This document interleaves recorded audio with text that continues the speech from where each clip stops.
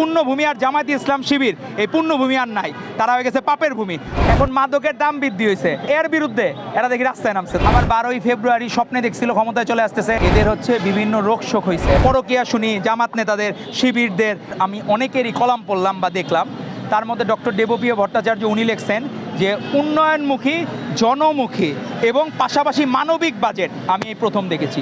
মানবিক কথাটা কিন্তু অনেক বড় টার্ম। আপনি উন্নয়নমুখী হইতে পারেন, বড় বড় প্রজেক্ট করতে পারেন, সেতু করতে পারেন, মেট্রো রেল করতে পারেন, অনেক কিছু করতে পারেন, কিন্তু মানবিক বাজেট একমাত্র সম্ভব যদি আপনি অধিকতর নিম্নবিত্ত বা একদম নিম্ন, যাদের একদম ঠাঁই নাই, মাথা গোজার ঠাঁই নাই, এদেরকেও আপনি টাচ করেছেন বাজেটে, তাদের কথাও আপনি চিন্তা করেছেন। এবারই প্রথম মাননীয় প্রধানমন্ত্রী জনাব তারেক রহমান এই ধরনের মানুষকেও টাচ করেছেন যারা কোনোদিন কল্পনা করে নাই রাষ্ট্র তাদের দায়িত্ব নিবে। এই ধরনের মানুষকে তারা টাচ করেছেন। 2,500 টাকা করে 41 লাখ পরিবারের বয়োজ্যেষ্ঠ নারী সদস্য 2,500 টাকা করে মাসে পাবে।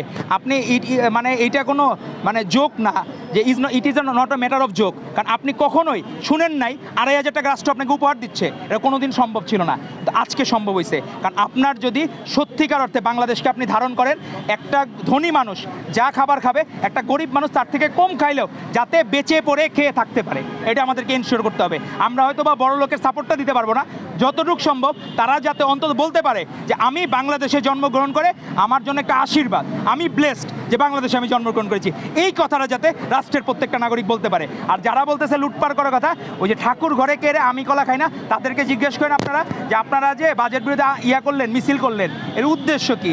বাজেটে কোন কোন জিনিসের দাম বাড়ছে এগুলো কি পড়ছেন নাকি? না পড়ালেখা করে আপনারা দয়া করে এই ধরনের মপ করেন না, রাষ্ট্র আরও কঠোর হবে সামনে। আমার মনে হয় এদের হচ্ছে বিভিন্ন রোগ শোক হয়েছে। রোগ শোক মানে হচ্ছে কি, এরা যখন আলোর অভাবে থাকে এদের ভিটামিন ডি এর অভাব হয়, আবার ভিটামিন বি এর অভাব হয়। তো অনেকের আছে যে ঘুম হয় না, নিদ্রাহীনতা থাকে। কারণ একটা মানুষের নিদ্রাহীন থাকলে কি করবে? আবার 12ই ফেব্রুয়ারি স্বপ্নে দেখছিল ক্ষমতায় চলে আসতেছে, বন্টন মানে ইয়েতে হইলো কি মন্ত্রণালয়ে বন্টন হয়ে গেছে। আবার বাইরে থেকে ফ্রান্স থেকে নাকি কাউকে স্বরাষ্ট্রমন্ত্রী বানায় দিচ্ছে, কাউকে অর্থমন্ত্রী বানায় দিচ্ছে। তো এরকম আশীর্বাদ ওহি নাজিল হচ্ছিল। তো ওই ওহিগুলা যে বিলীন হয়ে গেছে, এখন ওহি না পেয়ে তারা পাগল হয়ে গেছে, কি করবে না করবে। এখন মাদকের দাম বৃদ্ধি হয়েছে, এটার জন্য তারা এর বিরুদ্ধে এরা দেখি রাস্তায় নামছে। তো আজব কারবার। তো মাদকের দাম বৃদ্ধি হইলে তাদের সমস্যাটা কোথায়? তো মানুষজন তো মনে করতেছে তারা মনে হয় মাদকাসক্ত। তো এখন আমরা মনে করবো যে নামাজ কালাম যারা পড়ে, ইসলামকে ধারণ করে, মাদক থেকে দূরে থাকবে। আমরা এটা মনে করতাম, এখনও মনে করি, কিন্তু তাদের আচরণে মনে হচ্ছে যে তারা নিজেরাই জোর করে মাদকের পথে আছে। তো আমরা ইসলামের যারা রাজনীতি করে বা ইসলামকে বিক্রি করে জান্নাত কার্ডের যারা ধারক ও বাহক, তো এইরকম রাজনৈতিক দল, আমরা তাদেরকে অনুরোধ করব আপনারা সত্যিকার ইসলামের পথে আসেন। আর আপনারা যে নীতিতে বিশ্বাসী, যে অনেকগুলা বিয়ে শাদী করার বিষয়ে, অনেকগুলা বিষয় নিয়ে, কিন্তু আমরা নতুন এই মডার্ন ইসলাম এগুলো কখনো আপনাকে অ্যালাউ করে না।